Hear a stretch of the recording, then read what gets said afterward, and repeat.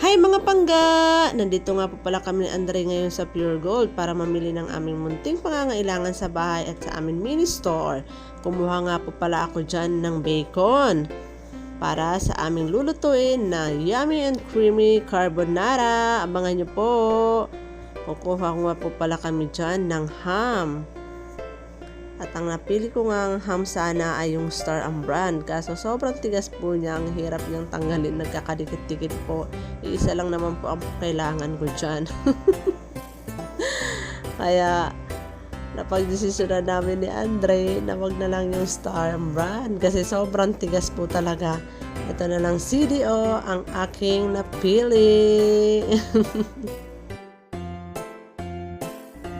Wow, ang dami pong nakadisplay na ham de bola at queso de bola dahil nalalapit na nga po ang ating Pasko.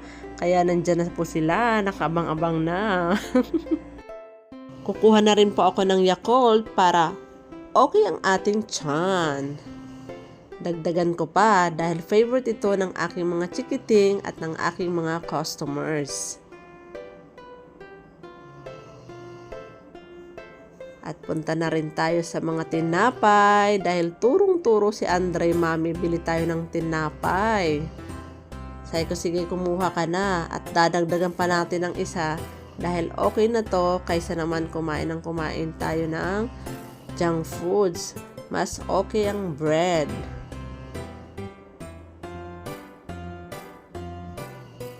At syempre, kung may tinapay, hindi mawawala ang ating masarap na palaman. Ang ating peanut butter na walang kasawa-sawa. Hindi yan nawawala dito sa bahay. Dahil din yan yung favorite naming palaman. At may nangungulit, Mami, kukuha tayo ng ketchup. Sabi ko, sige, kumuha ka kung anong gusto mo. Huwag lang yung maanghang dahil hindi tayo Bicolandia. Hindi tayo mahilig sa maanghang. Sakto lang. At kumuha na rin ako ng Milo dahil okay na okay to pang breakfast, ating mga chikiting or kaya gatas. At isabay ko na rin pagkuha ang kape para sa aming mini store. At syempre kung may kape, meron din tayong Coffee Mate. Kunti-kunti lang po ang ating kukunin sa ngayon dahil pag tayo nagsweldo na sa Facebook, tsak, hindi lang yan. Bundle-bundle na di karton na. Charot lang. Malay mo, diba? At syempre, hindi mawawala ang ating pambansang ulam at swak na swak sa ating budget ang ating sardinas.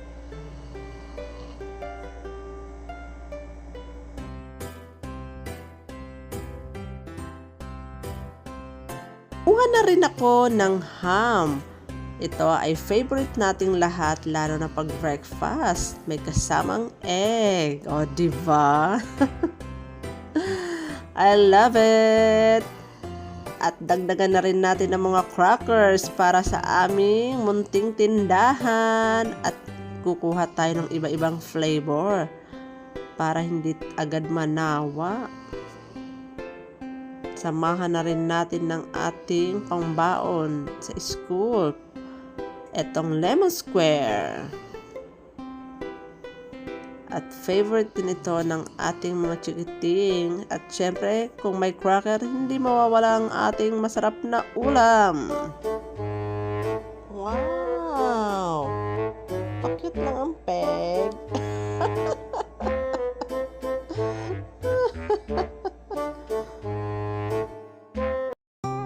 Uwian na! Kumusta ang pera?